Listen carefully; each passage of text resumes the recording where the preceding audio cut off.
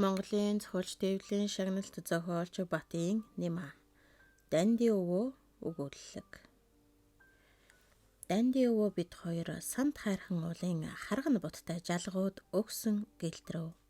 Өвгөн 10-аад алхам яваад амьсгаатан салганаж хідэн мөч амсхийн суухтан би цаг нөхцөөхийн тулд нэмгэн цахиур төвж өвгний хитээр галын шалгаж суулаа. Тэртээ доорх ононгийн зүүн талын ном ногоон зүйлийг нэ манай цуслан бараадаж харагдана. Том гэрээ минь хаяандахаа данди өвгний навсгар хар байшингаас цинкер утаа өгөж төмрийн дарахны бяцхан пишингийн дээр манайхаа налбалзан хийсч байна. Данди өвөө дарахныхаа энэ байранд олон жилийн турш балт төш хангинуулсан боловч өтлөн доройтхон ирэхээр дуртай дургу хөдлөмрөн орхиод бас ч утсан билээ. Уулын хажлага өксөх тутам эгц болж өвгөн ч сууж амрах нь олшров. Би хязгааргүй яарч зовлого болсон өвгний арчаагүй байдалд бухимдан уурланам. Яагаад гэвэл би энэ өвгний эгзэгтэй нууцыг тайлахаар явж байгаа юм. Тэр нууц нь хэдхэн алхмын цаана намайг хүлээж байна. Хэрв өвгнийг орхиод явж болох байсан бол би хэд хараагаад л тэнд хүрчих байсан. Ямар нэг гойдын тохиол сүрт явдал учрахын зөнгөөр зүрх минь цохилж төгшүүр бахархал сэтгэлийн гүнд хотлон байна. Миний аав хэл хязгаар дээр байлдаж байгаа. Би нутаг усандаа байсаар атал аав шигэн гавьяа байгуулах чинь билүү. Эсэг минь түр цэрэгт мордож, ээжээ минь хадландаа гараад данди өвөө бид хоёр хотын сахиул болон үлдсэн юм. Энэ өвгөн манай садан төрөл биш боловч олон жилийн өмнө хар байшин жижиг пин хоёрон хаяанд минь авчирч барьсан юм байх. Данди гой миний өвг эцэгтэй бүх насаараа үерхэж явсан юм гэдэг. Тэгээд ядрахын цагт эцгийн минь тулж түшгээр ойртож буусан хэрэг биз. Энэ зун манай нутагт аглаг зэлүүд газар шиг жигтэйхэн нам гүн байлаа. Ам жалга тохой бүхэнд морин хадуурын чимээ тажигнаж айл хунраар актын хурд гарган давхитаг хөлчөө өрчүүлийн бараа, овоо тахих, эсгий хийх мэтийн хөл хөгжөөнт ажлуудын алин жалга. Онон мөрөн хүртэл битүү шугуй дундууран аймтгай намуухан мөлхөх мэт санагдана. Ирчүүлэн дайнд мордуулж авхаа амьдралаа дааж хоцорсон эхнэрүүд цагаасан өмнө хадландаа гарч гар хадуураар хадцгаав. Өвс хадланч урдах жилүүдээс бараг 20 хоногийн өмнө ургаж өгөөсэд хөндөй өлөн улбар хүрэн өнгөөр туяаран харагдах болжээ. Хадлангийн эд үеэр байлдаж буй зэрэгтэн агт морд хүнсний мал бэлэглэх ажил гарч бөөн бужигнаан болов. Ижээ минь тэргэнд хөлдөг 2 морин хөтөлж авчираад комсуудад өгчхөв. Харин данди өвөө хөл тэдэг хөгшин хөрнөө бэлгэлсэн боловч буурал тухт гэдэг тэр зөнөг морийг комсууд голоод буцаажээ. Энэ үеэр манай саахалтын Думба аймгийн ирж данди өвөөд үтсэн сонссноо ярьж өгөв. Хүн гэдэг хачи юм. Цаг нь ирэхээр цахиурч болооч цагаан тугалга болдог юм байна. Нөгөө харамч жамбал хамаг мордынхоо хагасыг өгчгэж гинэ. Тэгэхт нь өвгөн чихнийхээ ард алгаан тавьж гэлжийн чагнаад тэр чинь юу ч биш. Доржийн их яасан гэж санана. Арай чамаа амзууж яваа хүн чинь одоо ганц эмгэн мултлаад өгнө гэдэг тийм хялбар хэрэг биш шүү гэв.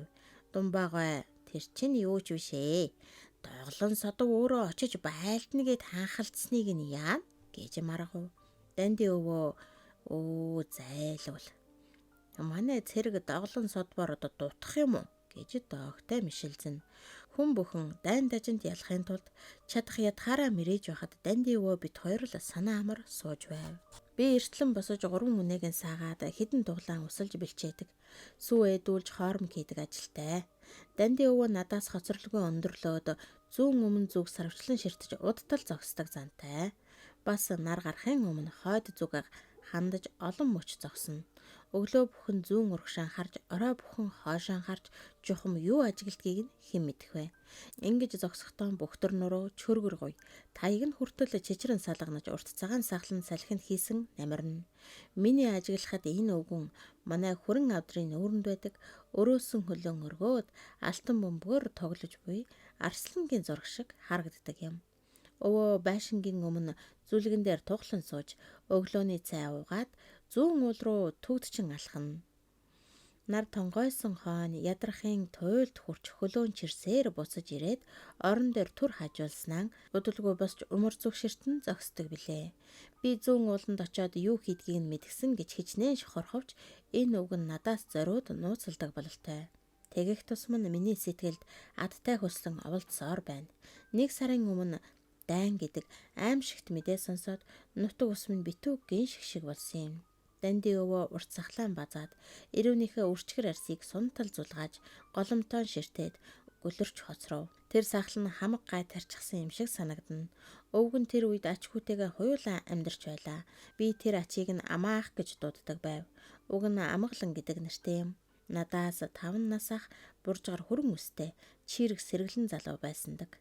Данди өвөө мөргөлдөөнд дийлсэн бух шиг улаан нүдлээд үл халдсан толгойгоо гудаалхан шүүхэрч гэрээн тойроод дэмий холигдог болов.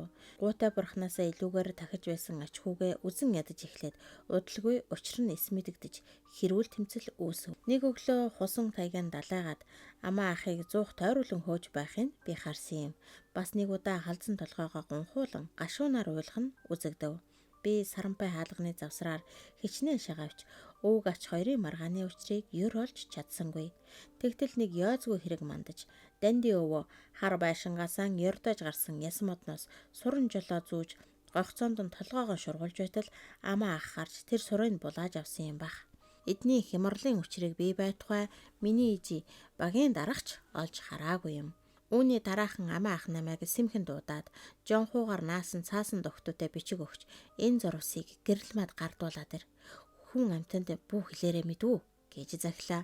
Би түүнийг аваад бургасан тохон өврөөр тойрон байдаг чадлаараа гүн гэрэл маа ихч манайхаас мод хагас зайтай газар хөгшин ихтэйгээ хуйлаа суудаг юм. Зам зур сониуч зам минь намайг эзэмдэж эхэллээ.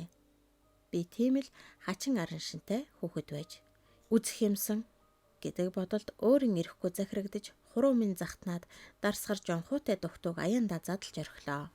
Амаа ах хідэн өгсөрхий тогтоон бичжээ. Би чинь мананд төөрчөөд байна. Болдогсон бол зүрхэн цусаж 2 болгох юмсан. Өнөөрэ гэгээ тасармагц лувсан өвгний эзгүй пин дотор уулзъя. Би хатсан жонхоогийн шүлсээрээ дэвтэж дөхтөгийн дахин наахчаан болов. Хурч очвол ээж нь үүдэн дээр арьс хальсалж гэрэл ихч гэртэн дээл эсгэж суув. Миний гараас захидал авахтаа нэмгэн цагаан нүр нүл мэдэг улс хийж дөхтөө гэргүүлэн ажигласнаа намайг сэжигтэйгээр ширтэв. Би гэртээ буцаж ирээд энэ хоёрын нууц уулзтыг заавал харна да гэж бодлоо. Тэгээд орой болтол тэс чадан хүлээв. Гэтэл үдшийн цагаан гэгээг яг тасрах үеэр ижим нь тогоо дүүрэн сүүний дэргэд шанах бариулан зогсоочихвоо. Ингэж гай тарих гэж. Би өндөлцөн байж нөгөө албаа арайхийн дуусаад болзоот пен рүү гүйхэд шүн болж сар гийсэн байв. Амьсгаагаа хүчээр дарж муур шиг гисээр пингийн дэргэд тулж очоод ханны завсраар шагаав. Тэргэл сар пингийн завсар бүхнээр орог саарл туяагаа шургуулна. Пин дотроос хуучин өтөг буусны аятайхан үнэр хангална. Өнөө хоёр маань хан наалж толгоогоо гудайлахчихсан сууж байлаа. Амаа ах шүдэн хавирч хачин эвгүй дуугаар өгүүлхэн. Өвөөгийн ингэдэг нь бас л буруу биш. Дайн дажинд нэрвэгдэж сүр сүнсэн зайлчсан хүн. Өнчөн хоосон сэтгэлийн ганц биел зогоож байдаг байлгүй дээ. Зөвхөн миний л төлөө амьд явж байгаа юм. Харин намайг амьд явуулахын тулд юу ч хийхээс буцахгүй байна. Гэтэл би яах ёстой юм? Өвөөгөн хаарлаад аян дагна. Эсвэл чонын бэлтрэг биш хүний өр болох уу? Намайг чонын бэлтрэг гэж үздэг хүн энэ нутагт олон бий. Нөгөө бүдүүн лувсан гуайн цагаан дээрэмчний хар зулбудас гэж загинсан. Энэ ямар үдэ? Ийм үг сонсохдоо би юунд төрөвдөө гэж бодох юм. Төрсөн эцгийнхээ хүний зүрхэнд үлдээсэн энэ хар мөрийг би яаж арилгах юм бэ? Надад ганцхан зам байна. Гэтэл муу өвөө минь гэж амаа ах цээжин балбав. Гэрэл маагч аяархан мэгшин уулна. Ингэж байхад миний нүүрэн дээгүүр жингнэлдэж байсан шумуулуудын нэг нь хамар юм нөхрөө орчихлоо. Би чи тэсэлгүй найтай жорхов. Хэрэг мандхан тэр намайг эргээд зүгттал амаа ах угсахын гарч хөөгөөд дорхноо гүцэв. Шилэн дээрээс минь барьж аваад чамд юу хэрэгтэй юм? Ийм том болчихсон мөртлөө яаж байгаа чинь энэ вэ? Хүн амтнд хилээд үзээрэй гэж байна. Миний уушиг зүрх хамааран гарч шахаад би хиндэж хэлэхгүй гэж ойлгонов. Хэдэн хоногийн дараа амаа ах гинтэл алга болж бүх нутаг усныхныг донслогож билээ.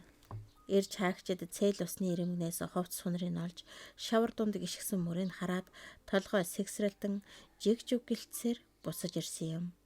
Ажил төрөл ааш цангаараач олноос онцгой хүү юмсан гэж өвгөд хөгшөд нулимсан арчицгааж байв. Миний ижиж хадланд гаран гартлан уйлсан билээ. Энэ явдал надад огт итгэмгүй санагдана. Амаа ахын төрөх байдал нүдэнд минь харагцаар байна. Хідэн өвгөн манайхаар 3 хоног байрлаж данди өвөөг сэмхэн харгалзав. Тэд нар зовлон дунсан буурлыг тайтахруулах гэж аль цэцэн мэрэгэн үг олж ядцгаана. Гэвч данди өвөд ятгалаг халамжийн аль нь ч хэрэггүй байжээ. Өвгөн өдөр ирэх тусам өнгөжин гялалзаж сэтгэл санаа нь сэргээд явчих шиг боллоо. Сүлэрхөөх нүдэнд нь хүсэл мөрөөдлөн хангасан хүний амарлангүй дүр тодорхойг хараад хүмүүс гайхсныг хэлэхөө. Өвгөний энэ хинэггүй араншин хүмүүст буг чөтгөрөөс дутуугүй жигшигдэж тэднийг өөрөөсөө түлхэн холдуулжээ. Өвөө бид хоёр үе тэнгийнхэн шиг аль нарийн ширин юман ярилцдаг болов. 80 хүрсэн өвгөн 14-тэй намайг хүн гэж тоосно надад тун таатай байлаа. Өвөө зөнөж гүйцсэн ухаандаа ямар нэг юм бясалгаж галын дул ширтээд зэвхий нүрэн өрчийлгэн сууснаа сөөнг дуугаар өгүүлж эхэлнэ. Энэ өгөр толгой цусан галав юулхийг харах нь л дутуу байгаа юмдаг. Буурд насандаа хүний махаар хооллож явсан бах. Амтны лайланчиг барагдаж дуустдаг жамтай байтал миний их гэж. Сахиус минь. Миний гэд нөгөө үйлдэс ахлаан базан авна. Нохоо хуцах юм уу? Морь янцгах бүхэнд. За хүү минь гараарай. Хүн ирэв бололтой. Цул бурын тосож аваад уяанд уяарай. Морил жорох тун гэж үрдэг юм шүү гэдэг байв. Би гадаа гарч эргэн тойрон хараад хүн амтан алгаа гэж хашгирахад бас л алгуу. Юун уутай юм бэ? Хүн бүхний хөл нь хуурчихсан юм шиг гэж бовтно. Би урд өмнө энэ өвгөний түүх намтрыг бишгүй л сонссон юм. Эднийх олон жилийн өмнө өнөр сайхан айл байсан юм гинлээ. Баруунтан ирээд хамаг эрчүүлийн цэрэгтэн дайжилж байсан үед данди өвөө шинс дуулын өвөрт нутаглан суужээ. 3 хүн харийн зэрэгээс нуугдаж хөвчин модонд бөгөж байснаа хоол хувцсан авахар гэртээ ирсэн оройн цагаант нь тааралдаж захиур буунуудыг үүрүүлээд зэрэгтээ нийлүүлэн морцсон юм баг. Байлдаан дундуур их хүү отхон хүү хоёр нь оргохоор завдаад баригдчихжээ. Цагаантнууд хоорондоо ах トゥ хоёрыг дээсээр холбоод ганцмаар хороосон гэдэг юм. Харин жамцгийгч дунд хүн барууны зэрэгт хүчлэн зүтгэж цусан зам татуулан яваад ялагдахын үед манжуур руу орчихжээ. Тэр жамцын ихнэр хэдэн сартай хүүгийн хадамдан орхин өөр хүнтэй сууж арилаад данди өвөө эмгэн хоёр ач хүүгэн тэрсээр хоцорчтэй. Гай зовлон үүгээр бас дууссангүй. Эмгэн нь сэтгэлийн зовлонг эс тааж хий судлын өвчин тусаад 1 жилийн дараа нас баржээ. Хамгаа алдсан эмгэн бяцхан ач хүүгэн 10 өртөө насаар өсгсөн юм байх. Өнөөдөр хөөрхөн амтан хар гэрийнхээ мухард цорын ганцаараа хоцроод байна. Би энэ өвгний намтрыг хагас усыг мэдхийн хувьд өдөр бүхэн уулууд авирдаг нь заавал нэг учиртай гэж хатуу итгэсээр байна. Олон талаар эргэлзэгч хэрэг алга. Манжуур руу орохсон тэр гайхал нь бусаж ирээд ой модон дотор шивэлэн хэвтэж байгаагаас зайлаа гэж юу. Би өнөөдөр өвөөгийн уулууд мацахт нь араас нь сэмхэн даглаа. Өвгөн зэрэгтэд явсан ч анзаарах шинжгүй үйхлэн, айхлан сунаж зүтгэн. Би бүр ойртон очиж өсхийн гიშгшхам явтал гинт эргэж хараад монд хуухай. Хаанаас гинт гараад ирвэ? Цочоож алах нь уу гэв. Би хөл хүүгэн олж ядан толгоогоо маажин зогсдол дээшээ өгсөё гэж хуруугараа дөхөв. Миний хүсэл ингэж биелэх замдаа оров. Олон хоног сэтгэлд минь тогтсон хартай таамаглал юугаар төгсхийг бүү мэд. Ямар ч гэсэн өвөө бид хоёр гар гараасаа барилцаад алгуурхан өгсөж энэ туужийн ихэнд уншигч тантай уулзсан тэр газартаа хурч ирлээ. Тэнгэр бүрхэж чийг үнэртэж зөөлөн салхи сэвэлзэн үлээж байна. Бид хоёр харгантай жалганы ихээр тойрч захын ганц улаасны дэрэгд зогсов. Хөгшин модны хатанга мөчрүүдэд зүүсэн туг хялгас, ёрог давуу, хадаг самбай тэргүүтэн салхины аясаар цэвэлзэн хийсэн. Данди өвөө улаасны орой өд сүлсэн ширтээд сэржин мөргөж хідэн үг шивгэнснэн үүлт тэнгэрийн зүг сарвчлан харав. Өмнөх уулын царам ороогоор ширэлдэн хөвсөн үйлс салхины хүчинд эвхрэн хуйларч элдэв янзын дүрс үүсгэж байна. Өвөө эгэм дээрээс нь гинт угзарч мойног хуруугараад тэнгэр өд заагаад тэр юу харагдаж байна? Тэр цайвар үүлний цаана гэж догдлон өгүүлв. Би бүлтийн онын ширтэж юу ч олж харсангүй. Өвг нь нүрээ ойртуулан ширүүн сахлаараа хацрын минь шөргөн байж чи сайн ажигл. Тэр бараан үүлний цаана цайвар үүлний наан цэнхэр морь хөлөглөж урт сахлаан намруулсан савдаг эзэн урагшаан довтолж явна. Гэгэн сахиус минь гэж хашгирав. Бас л үүл байна шүү дээ гэж би хэллээ. Үүл гинэ. Хийж хаавас. Чиний нүд миний сөлрөөс дор байна гэж үдээ. Мөн дөө мөн. Яа харахгүй мөн. Айрхан уулын эзэн хам бууралаас хавдаг минь хөвгүүд рүүгэн очиж явна. Хурай гэж догдлон өгүүлээд ногоон хөвдөн дээр сууж тэр шидтнийхээ араас удтал ширтэв. Миний таамаглал талаар өнгөрөх нь илт боллоо. Тэгэвч би с ิจ хардлагаан заавал тайлахаар шийдэж өвгнийг элдвэр шалгааж эхлэв. Уг нь би ганцхан асуултаар хэрэгэ бүтээж чадах боловч хашир хүнтэй хаширхан л харилцах ёстой гэж бодлоо. Данди өвөө хизээнээс яхар хатуу сэтгэлтэй хүүхдийг өхөөрдөх бидэн ойртуулахыг огт мэддэггүй хүн болохоор би түүнд дасч чадаагүй дээр зэвсэж байсан удаа олон бий. Манай хотод шалтарч энэ өвгнийг гөлгөн цагаасаа мэдэх хатал дасалгүй өсөд ойртох бүрт нь өсөө босгон архирдаг юм. Тэгэхдээ данди өвөө жигшин нулимж мөн үлээ анч хамайг чоны онхоор амсаасай гэдгсэн. Та хэний төлөө залбирч байгаа юм бэ гэж би зүрхлэн асуулаа. Өвг нь намайг цочмог харж хөхнүүдэн онийлгоод "Юу гинэ? Хэний төлөө гинүү чи?" "Яагав? Чиний эсхийн төлөө. Нутаг усныхан хөөгүүдийн төлөө. Бас энэ төр засгийнхаа төлөө" гэж хэлв. "Төрийн төлөө гинэ. Тэгэлгүй яах вэ? Энэ төр чинь үнэндээ гим хоргүй сайн төр юм шүү. Хэрв үүнээс өөр төр байсан бол намайг аль хэдийн дүүжилж алах байсан. Чи юугаа мэдвүтээ? Энэ үхэн дээл гэж хэлэхэд миний дунд хөө цаглашгүй хар нүгэл үйлдсэн юм да. Юу ч гихүү хөх тэнгэр минь. Тэгээд тэр дунд хөө ч надаа хаана байгаа юм? Өвгөн нүдэ анивчиж чөргөр урт хуруугаан арвайлган цээжэн дараад над руу өлийж "Чи юу гинэ? Тэрний хаа байх нь ч хамад ямар хамаатай юм" гэж шивэгнэв. Би зарсхийн цовчиж нэг алхам ухраад өвгнийг тайвшруулах аргаан бодов. "Өвөө, энэ савдаг хүчтэй юу?" Өвгөн санаа алдаж өгүүлэх нь "Тэнгэр минь. Түүнд тэнцэх хүчтэн хаа байх билээ? Уул усны эзэн гэдэг чинь дайны газар баатар хүүгүүдэн харж сахиж явдаг юм. Чи болоод үз. Тэр их дайны газар манай нутгийн хөвгүүд бүгдээрээ мэндэ сайхан явж байна. Энэ чинь хэний ач вэ? Би өдөр бүхэн уушиг зүрхэн амааран гартал уухлан явж энд ирээд хан савдгийн цэнхэр морой сойдаг энэ модыг тахиж байна. Миний энэ зүтгэл талаар болно гэж үү? Гэтэл мунхаг өвгний ийм ажил бүтээж байгааг мэддэг хүн чалга. Миний үеийн өвөгдөж ойлгохгүй байна. Хүн гэдэг хачин амьтад шүү дээ. Гэгэн сахиус минь. Намайг залуу байхад нутаг нэгтэн хэмхэрхий тэрэгтүүдэн чирч ирээд засуулахтан долоохоос наагуурл ашиж бараг сэржин мөргөх шахдаг байсан. Гэтэл одоо тэнгэр хайрхан данди дарахны амьд сүг эдэнд юу тач зүрлшгүй тэр болж дээ. Өвгөн ингэж хэлэн бөгшүүлэн ханааж үүлний завсар хурцнаар төөнөж өвгний гилан толгойд хөлсбөр зайхан хожуул модноос давирхаа нэвчих мэт харагдана. Данди өвөө янцаглан босоод жалгын ирэмгээр маажигнан уруудав. Аянга нэжгэнсэн ширүүн борооны дараа бид хоёр нөгөө модныхоо дэргэд хурч ирэв. Гэтэл зүүдэнд жоромгүй юм бидэнд харагдлаа. Бүү үзэгд удган мод маань оройгоосон язоорон хүртэл зад үсрээд гişүү мөчөр залцсан зомгол ойр хавийг нь хучин цацагджээ. Хөнди хожуулын амсраар хиншүү өнөртөж утаа ууган байв. Өвгөн таяган алдаж урагш хоошоон тэмтчтэл би завдан барьж авлаа. Хаалцан дуух ясархах шанаанд нь хүйтэн хөлсбөр зайж урт сахал нь ам орсон юм шиг сэрвэлзэв. Нүд нь бүрч аимшигтай харагдана. Галт зөв хүний юм уу? Чөтгөр шулмын нүдэл тэгж гэлэлцдэг байх.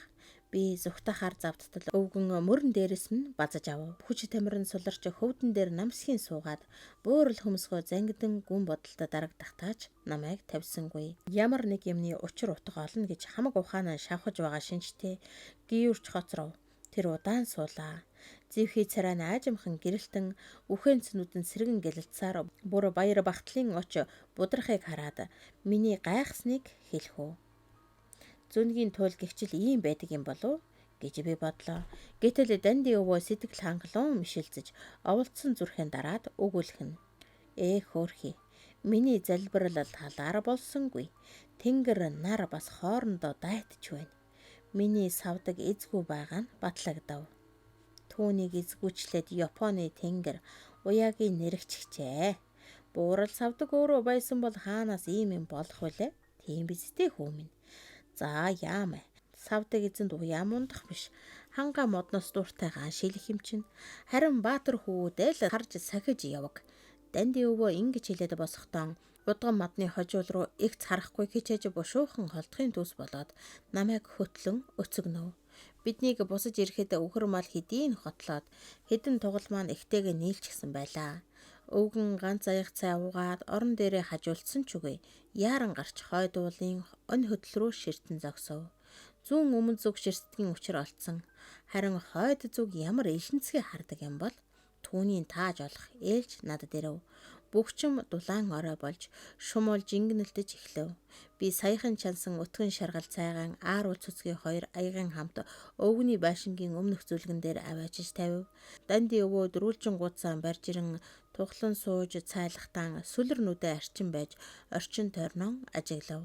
Бид хоёрын сүүдэр шингэх нарны гэрэл уртаас урт сунаад зүүн өмнөх овгор бутан дээгүүр бүгтэрч байв. Сахалтайлуудын май утаа зүүн урагшаа суунаглан хөөрсөөр яргай тавцлын ард очиж нийлээд тунмал тэнгэрт хөшиг болж харагдана. Өвгөн цайгаан яаралгүйхэн оочиж сахлаан илээд гэгэн сахи ус минь. Юм бүхэн зүүн урагшаа. Хан савдгаас эхлээд онон мөрөн модны үзүр, өвсний толгой, энэ утаа, бидний сүүдэр хүртэл цөмөл зүүн урагшаа гэж байгаль дэлхийг сая харж байгаа юм шиг гайхалтай юм ярив. Би дахиад юу хэлхийг хүлээж дуугүйсөв. Данди өвөө цайлж дуустлаа. Хан савдаг тэнд тэгж явдаг. Гэтэл Данди дархан энд гэж байдаг. Юу л болж байна да эн чинь гэж хоёр дахин өгүүлв. Биднийг ингэж суутал нэг мортой хүн хойд ухаагийн замаар тоос манарган давхиж ирэв. Өвөө залуу хүн шиг сэвхийтэл босоод сарвчлан харж гэгэн сахи ус минь ингэж амьд хүний бараа хардаг юм байж. За хүү минь сайн ажигл. Залуу хүн хөгшин хүн үү? Бодвол хөгшин хүн байлгүй.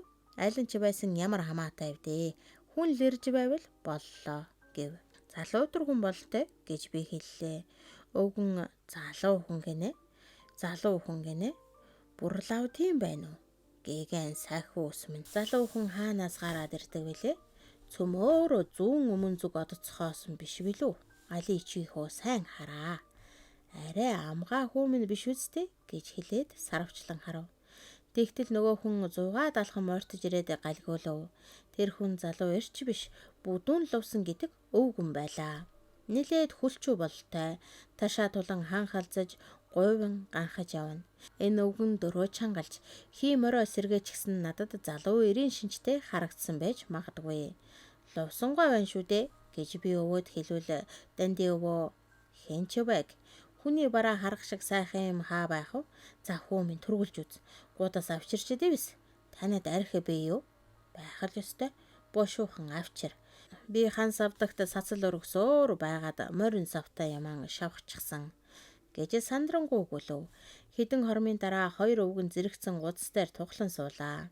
Би ээжийнхэн хадгалсан хүрэн савтай нэрмэл авчирч дундан тавив. Өвгөд нэг дугаараа тогтоогоод лувсангуй сахлаан арчиж том гансандаа тамхи нэрв. Данди өвөө яран хавчиж за лувсан минь бүү дүнсийгээд бай. Халах голд юу болж байна гэж шаардан асуув. Лувсангуй муу гантай хитэ дахин хавирч тамхи арайхийн асаагаад дан болж байна гэж хинэггүй хариулв. Би түүнийг мэдэж байна. Харин манай тал яаж байгааг хэлээд орхиж. Яах юу байх вэ? Ялж л байгаа. Чи лавтай юм сонсов. Таагаад буудаж байна уу? Лувсангуй өөрөө согтөөнөдөө нийлгэн ширтээд. Манай тал гэдэг чинь Монгол нөө. Аль Япон нь уу гэв. Чи алийг хэлсэн байх гэж бодож байна. Та бодвол хүүгийнхэн талыг хэлээ биз дээ. Нэрэ таны жамц баргийн хороог даргалаад явж байгаа ч юм билүү? Юмыг яаж мэдхв? Гэвч манай ахын. За тэр чи ах уу? Маргааш халзан човенид багийн хуралтай. Би уг нь зарлагаар мордсон ухаантай юм шүү. Өртөөний ахлагч уймраа шагдар ухуулагчаар ирсэн. Хүн хичнээн ховор байгаа нь ойлгомжтой биз дээ. Бүдүүн лувсангаа хөөрхийн үгнийг ингэж дарлав. Би Данди өвөөг одоо л дэвж хашгирч гарна да гэж бодлоо. Гэтэл Данди өвөө хүн чулуу шиг хэнэггүй царайлж би иймэрхүү гэж чамаас байтугай хүнээс сонсож явсан. Чиний донгосох түмэн зөвөө. Сансандаа хүртэл буржил бай. Наадах чинь яавч шүүс гарах нь өнгөрсөн. Олон жилийн хур борс гэж мэдээрээ гиснээ над руу дохиод хүү минь наад данхтай юм аваад яв гэж хэлв. Би гүцтэн архин аваад гэрэр үгээ гүйлээ. Чи бид хоёр ч мөн хөхтэй амьтад юм да. Хоорондоо ярилцах ч үгүй. Ойр хавьд юу болж байгааг мэдэх ч үгүй. Цээлийн ёроолд ичээлсэн залуу хөгшин тулшгил. Чи минь тэр багийн хуралд очиж үз. Ээж чинь хадлангаан орхиод ирэхгүй нь магад. Ийм сайхан нартай өдөр хідэн бухал тавьж байхыг бодох байлгүй. За шалавхан хөдөл. Буурал духтыг имэйлээд морд. Юу ярилцахын сайн сонсож нэгэнгүй тогтоож авдаг юм шүү. Мэдв үү? Гэж Данди өвөө надад хэлв. Би ухаангүй байрлаж буурал духтын буруу зүвгүй гуйдан хөсөг дэрэгний ховлт замаар өвөн цогөлөв. Миний хурч очиход хурал хэдийн эхэлчихсэн байв. Чойвон өвгний 5 хантад багийн арвдууд багтаж ядан цугларчээ. Гэр дотроос алга нэжигнэх чанга ярилцах нээлтэх чимээ сонсогдов. Нүргэн ихтэй найр хором сэтгэлд ороод би хаалганы дэргэд зогтсон чагнаснаа босго алхвал Думба аймгийн малгайгаан сугандаа хавчуулаад сумын төлөөлөгчийн өмнө бүхийн зогсож нэг бичиг гардан авав. Хүмүүс суудлаасаа өндөлзөж ханцуй нүдрагаан далбилзуулан хар тэнхээгэрэн алга ташцгаана. Думбаагаа нулимсан арчин эргээд бусдын хормоо хөлгөшгөхгүй гэж хичээсээр байрандан ирж суув. Өвгөд эмгэд Думбаагаа гэмшилзэн харцгааж азтай хүн юм да. Аймгийн яамнаас цаашаал хүртнэ гэдэг чинь сайн хүү төрүүлсэн их төр улстан түшиг болдог байна шүү. Юм гэдэг сони юм. Манай Навсгар Думбааг Баатрийн их гэж танихгүй хүн үнэмших болов гэлцэв. Дүлийл үзэнгой олонний ямыг ажиглан шуугааны учрыг олох гэж их хичээсэн янзтай гэлжийн чагнана. Човон өвгөн чигэнд намаа нааж хашгиран хэлв. Урдаас энэ Думбаагийн хүү биелэгт сайн байлдаж гин. Ганцаараа олон дайсныг дарж бас нэг Японыг амьдаар нь атитлан тэрвэрэд орж ирсэн гинэ. Ингэж айхвтар том гавья байгуулсан байна шүү дээ. Сонсов уу? Ер нь хөвгүүд маань иймэрхүү л явж байгаа юм байна дөө. Дүлийн өвгөн мөн гэж толгой дохиод Думба аймагныг сая үдсэн юм шиг дүрлийн ширтв. Багийн хурал дараах асуудалтаа шилжин оров. Шагдар ухуулагч намайг ирэхээс өмнө яриа таниулгаа явуулчихсан бололтой. Хэлэлцэх хэргийн төлөвлөгөөгөө асуулт хариулт санал шүүмжлэл эхлэх боллоо. Бүдүүн лувсангаа шагдар ухуулагч хоёр ном хаялцаж гархан тэрэ. Лувсангаа ингэж асуув. Манай цэргийн инстребтэл гэдэг онгоц дайсны онгоцыг цөм дайрч нэвт нүхлээд гардаг юм гэлөө. Тийм ээ гэж шагдаргаа хариулв. Тэр чин дайсны онгоцыг цөмлөөд өөрөө бүтэн үлдэж чадах юм уу?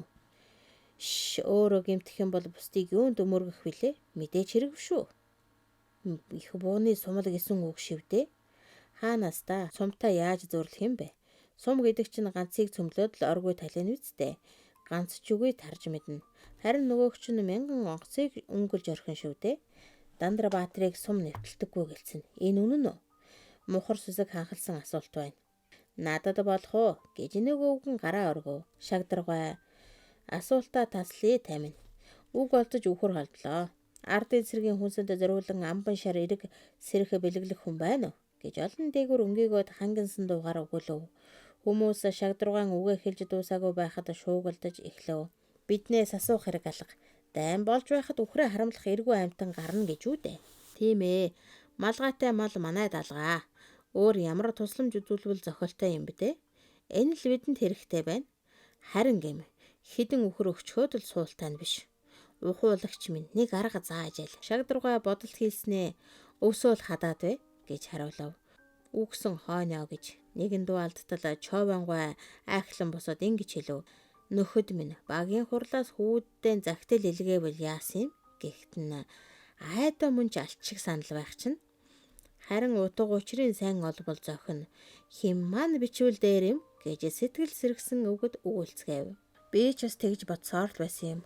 Олон хоног нухаж цоохорлож бичсэн тэр гар их надад би түүнийг та нарт уншвал ямар вэ гэж багийн дарга хэлв. Тэр загтал надад үнэхээр сайхан санагдаж даргийнхаа ухаан чадлыг гайхан биширчвүлээ би.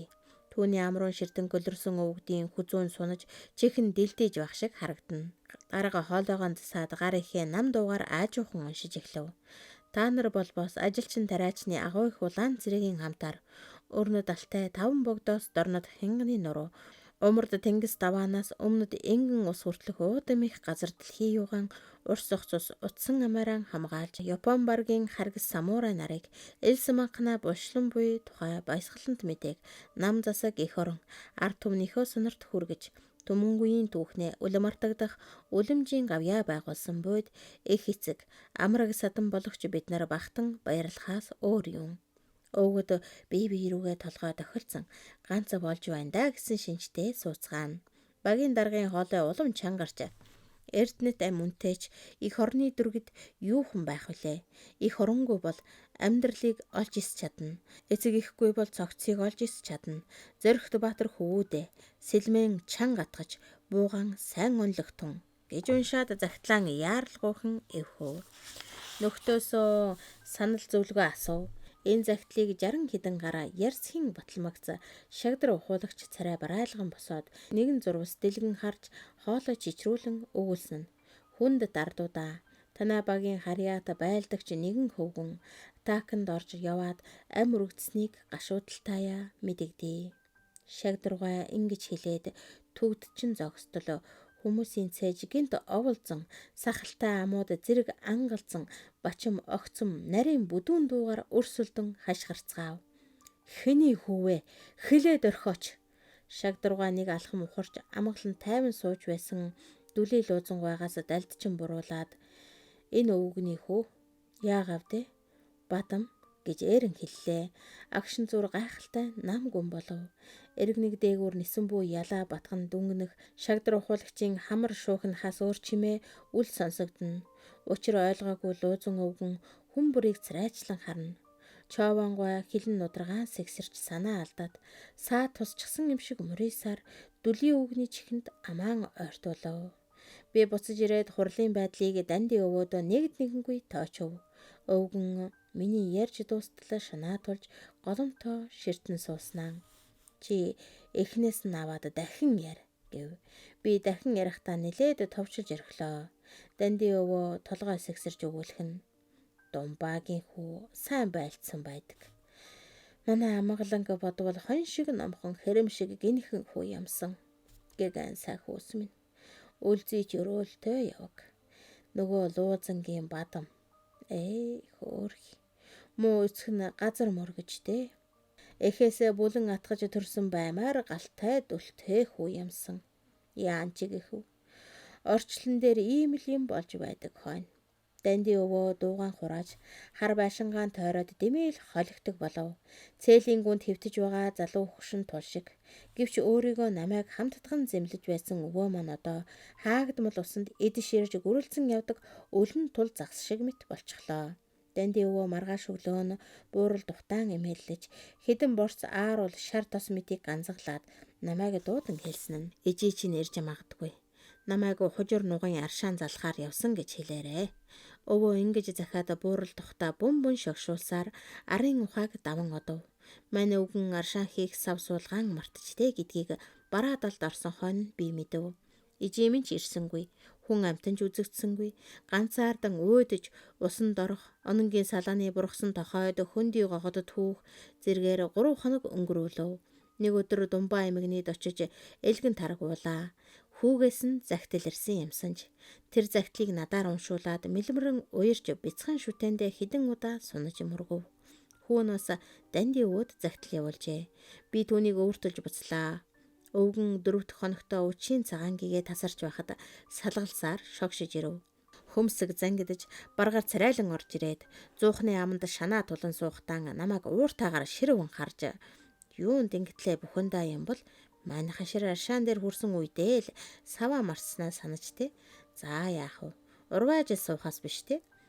Өнөөдрийн хувьд өвөө таныгаан ганц үгээр тайтгаруулах боломж надад байгаа юм чинь гэж би бодов. Гэвч миний яаруу зан хөдөлж бэлэг тахаас танд захидал ирүүлсэн гэж хэлтэл өвгөн толгоогоо цочмог өргөж юу гинэ? Думбаагийн хүүгээс үү гэв. Тийм ээ, бэлэг тахаас. Сахиу ус минь муудан дээрүү толгой дохих хүн энэ хорвоод үлдсэн юм байж. За хүү минь бушуу унш өвөө нь дин асаагаадахыг. Би хөх шугамтай цаасан дээр тогтуун битсэн мөрөөдийг дужигнан уншиж эхэлтэл өвгөн ухсхийн босож тэр загтлыг гараас минь шүүрэн аваад өөрөн уншиж чаддаг юм шиг нүдэ онейлгон шагаав. Гар хуруун салгалж байгааг харахад нь нуглаа суусан цаасыг урж орхихгүй гэж аймар айлаа. Загтлаа буцааж өгөөгүй мөртлөө унш бушуу унш гэж намайг шаардан угтчив. Би өвгөний гар өөд хүзүү сунган өлийгөөд уншиж гарлаа. Өө минь та хойд зүг чилтлэн ширтэж айгүй бол намайхан ирж хайж биеийн тамлаж байгаа биз. Би энд нэг ч төвөггүй ирсэн. Мэддэг таньдаг хүмүүс их тус үргэлээ. Байлдаан сүрхийн ширүүн боловч бид аз хиймэртэй явж байна. Би хэд хоногийн өмнө хөнгөн шарахтав. Дайсны сум баруун шуугийн минь шүргэн өөрчээ. Гэвч маргааш ангидан эргэж очино. Дайсан хортойч манайхан хүчтэй. Би энд ямар аргаар явж ирснээ буцаж очиод таньдаа ярина. Хайртай өвөө минь намайгаан хүлээж инх тунх суугаарай. Энэ загтал уншиж байх үед данди өвөө яаж байсныг бүү мэд. Би түүнийг ажиглах нь байтугай өөрийгөө ч цэгнэх сэхээгүй болжээ. Чухамдаа энэ маань амьд хүний бичсэн захаа юм уу? Усны гүндэх лусын хааны газраас бичсэн загтал юм уу гэдгийг ялгаж мэдэх чадлаа алдажээ. Гэтэл загтлын төгсгөлд ижи бид хоёрт мэд хүргэж аавын минь тухай дурдаад сайн яваа сурагтай уулзаж чадаагүй байна гэж бичсэн байлаа. Түүгээр ч барахгүй. Буурал тухтаан бусдын морин хадуурт хөллүүлж хідэн бухал өвстэй болохыг бодоорой гэж бичснийг яана. Би гайхан гөлийж хоцорлоо. Харин данди өвөө нөгөө загтлаа цээжиндээ наасаар эргэж бурхнасаа ад саван хүнээс буруулан гөлөлцөж байдаг сүлэр нүдэн бардам зоригтой гэлэлзаад хідэн дусал нулимс бөмбөрөөлөв. Хүүгийнхээ загтлыг бурхны өмнө судар мэт дэлгэж тавиад цагаан сахлаа зөөлөн илснэн намайг хөтөлж гадагш гарав. Бит хоёр байшингийн өмнөх зүлгэн дээр гудас дэвсэн суулаа. Өвөө мөрөн дээр минь дарж нөгөө юм аваад ир гэж хэлв. Би юу хэлж байгааг нь ойлгож ядан өндийтэл яагав те эргүүл увсангаас буцааж авдаг данхтай юм а. Гэхдээ би өвгний сэтгэл дэндүү хөөрчтэй гэж бодлоо. Данди өвөө дунд хуруугаан архинд дүрж сацал өргөөд модон аягны амсраар түнтгэр духан тас хийтэл цохиж галзуу сархтыг нэн шуналтай хөнтрөв. Дараахад дуграаг надад өгөөд балгаж орих хөө минь. Манимитийн ирчүүл хиймрон сэргээх цаг боллоо гэж хэлв. Ингээд ирэхээрээ өвгний зөнөг нь илэрдэг юм. Гэтэл зарим үед бүхнээс цэцэн үг хэлдэг нь гайхалтай. Ер нь зөнөх солиор хоёрын ялгаа нь үүндэл байдаг бах. Зөнөлт гэдэг нь орж гарч байдаг онгодрох юм бололтой. Нам гүм цэлмэг тунгалаг шөнө гадаа суухад таатай байлаа. Хөндөй дагуу чихтэй зөөлөн амсгал сэвэлзэн. Хонхон цэцгийн сайхан унар ханхлан, онон гол нэгэн химээр алгуурхан шуугна. Аяга дүүрэн мэлтэлцэх тунгалаг хар сархад дээр хавирган сар туссан нь аягны ёроолдох алтан бөгж мэт харагдана. Өвгөн орчин тойрнон ажиглаад ямар саруулхан юм бэ? Хавирган сарч гэсэн их гэрэлтэй юм да. 15-ны сар болчиг хар газрын нартай таньцна. Би залуудаан Афган хамбарыг дагаж ертөнцийн мухарт хүрсэн юм. Манай өвгөн 2-3 дугаараа тогтоогоод согтож эхэллээ. Би согтуу байхын ер үзээгүй юм. Одоо аживал харц хорц байсан ч татчил орхих бололтой. Данх хөнгөрөх тутам дон хөлцгөн олширч надад гайхшим төрүүлж байсан зүйлүүдийг хутгаж холж байгаад ярьж эхлэв. Ачхүү минь намайгаан хуурчихж. Бүр толгой эрэгтэл мэхэлчгэж. Огт нь багтахгүй нүхээр шургаад орчих чадaltaй л ир. Хүний хүү ийм л байх ёстой. Хайрхан минь. Энэ ертөнц дээр бутны алаг шоргойлж хүн хоёр шиг бие биенээ хөнөөдөг амтан ер алга. Чөтгөр авг. Би хүүгэн тайгад нуугдж байна л гэж бодсоор явлаа. Таныг тарих. Бугай махаш орлож идээд л сууж байна гэж сандаг байв шүү дээ. Зөнөг данди. Би түүнийг оргуулсан юм. Миний чихэнд хайрхан савдаг цэцэн үг шивгнэж би мэрэгэн ороо голоод хувцсыг хөвөнд орхиулсан юм. Тэр минь онон мөрнийг загс шиг зүсээд л гаталчихсан. Лусын хаанч дэмжсэн юм билүү? Аманд нь баахан сум уйчихсан. Бердан буугаан өрөөсөн гартан барьж уснаас дээш нь өргөөд ганц гараараа сэлж байсныг яана. Энэ хар дайн аимшигтай галзуу догшин дайн. Ара үртөө нааж араа ядан өсгсөн ганц ачим нь зэлэх гэж үүсэ юу? Хол хэвтэн. Энэ халзан толгой мөрөн дээрээ байгаа цагт ганц ачийнхан амь насыг хаацайлахтаа л хаацайлна.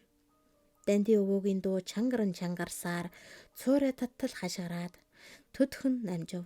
Тэгээд санаа алдаж хатан гуруулан үл мэдэг хөдөлгөн шивгэнхэн. Би хүүгэн оргуулсан. Тэгээд юу болов? Данди дархан амьд бүг боллоо. Хөгн өнгөрсөн. Муу данди чи яамай? Хүү минь. Энгүй зөрөгт шонхор минь. Альтернэр ариухан магнаарун хүмүүс нулимх гэж байна. Тэнгэр өшөө. Хайрхан сахиус энэ ёрын муу гутамшгаас ачврын минь суулж авчээ. Өвгөн ингэж хэлээд сархад хангалсан аман надад ойртуулж мөрөн дээр минь гараан тавиад ийн өгүүлв. Нөхөр минь гихт нь миний инээд хөрөв. Одоогийн дайн урдийнхаас шал ондоо болчихсон.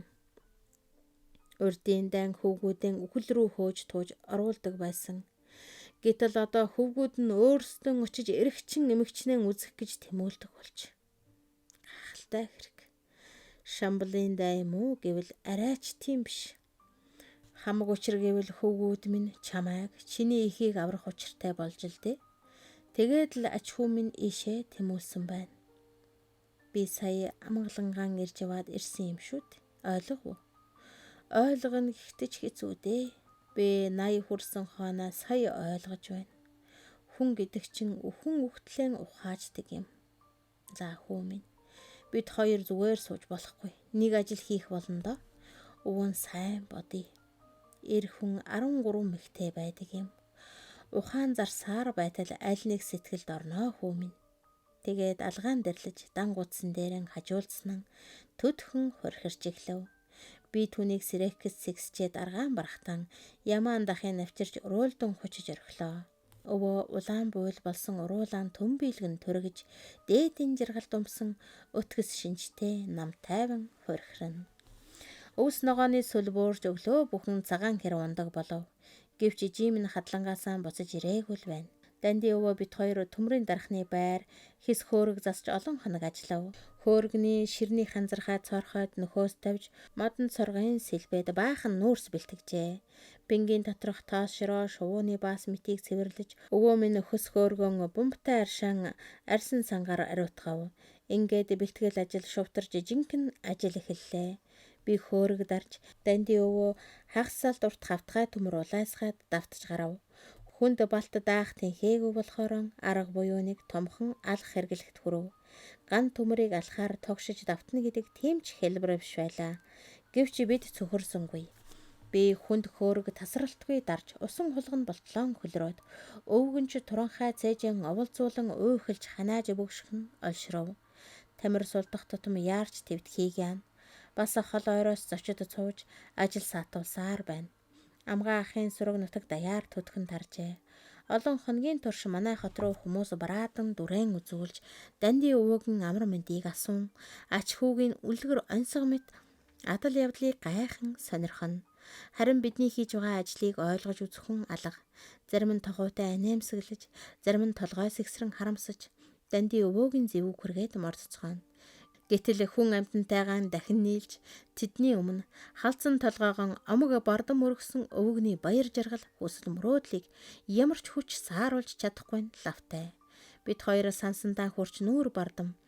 Бид хоёр сансандаа хурч нүүр харагдам гэлгар ус усам хурц ган сэлэм бүтээлээ. Аавыгаан ийм сэлэмтэй болгосон гэж би бодов. Данди өвөө төмөрийн үртэс шингэсэн алгааран хөлсөн арчиж Үүнийг бушуухан явуулахыг бодъё. Төмөр хаанаас олондоо дахиад нэгийг хийх хэрэгтэй байна гэв. Тэгтэл морин төргөн сонсогдох нэг хүн давхин ирэх чимээгээр бид хоёр гадаа гарлаа.